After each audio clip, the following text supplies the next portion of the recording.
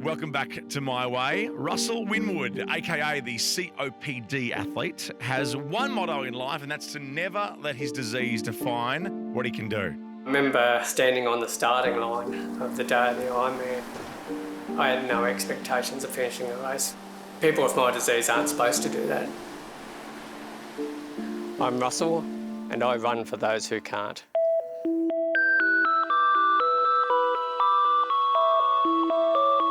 I always say I've been breathless for life.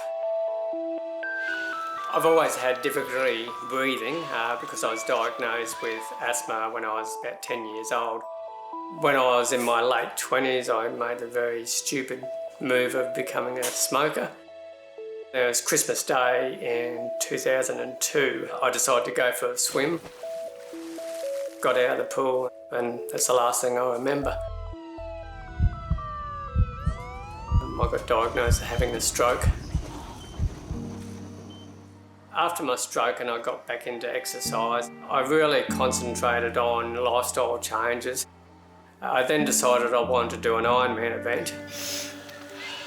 Every time I stepped up the training, I would get sick, I'd get a chest infection. And I thought it was just my asthma getting worse. I was getting older and got a referral to a respiratory doctor. And he said to me, your lung function is 22%. I've got a disease called COPD. COPD, what's that mean? And it's chronic obstructive pulmonary disease, which it's taken me 10 years to be able to pronounce that properly. It's now the third leading cause of death in the world. It's like breathing through a straw. And that's challenging, because quite often you'll take in more air than you can get rid of, so you have to use different breathing techniques. I was told I would need a double lung transplant within 5 years. Come on, you. It was really, really hard. We had all of these plans, and all of a sudden it felt like our life had come crushing down around us. But what I found is the more I did, the better I felt. So I said to my wife, Leanne, I want to do an Ironman event. And she laughed at me and she said, I'll tell you what, she said, let's go and see your respiratory doctor. He said to me, he said, you're not going to be able to do an Ironman. He said, but I'm happy for you to train for one. And so Ironman is a 3.8 kilometre swim, 180k bike ride, and then a 42k run. Standing on the starting line, the gun went off, I jumped in the water and just started swimming, thinking if I just get through the swim leg, I'll be happy. I had no expectations of finishing the race. I did get out of the water, and it was funny, I sat down, put my head in my hands, and I just bawled. And it was just the emotion of the day. Didn't expect to get to that stage, but here I am.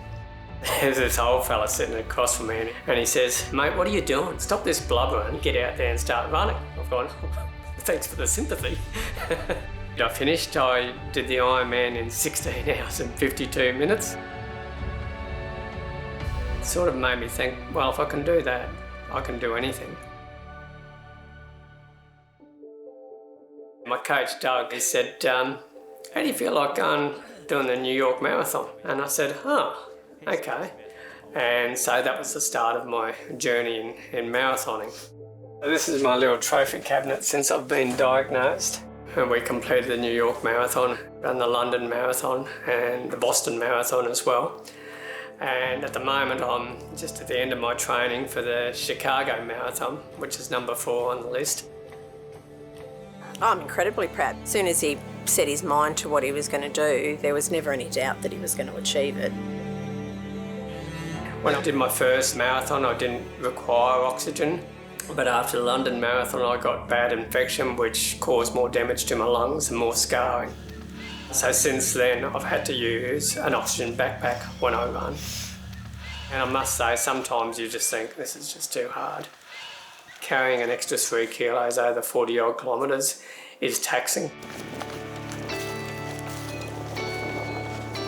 I know if I didn't manage my disease the way I do, my quality of life would be significantly poorer than what it is. So that's a motivation for me to keep going. Can I put my shoes on, please? Think about other patients who can't run, who can't be active. and I'm running for them. That's how I feel. And for as long as I can, I'll keep doing it.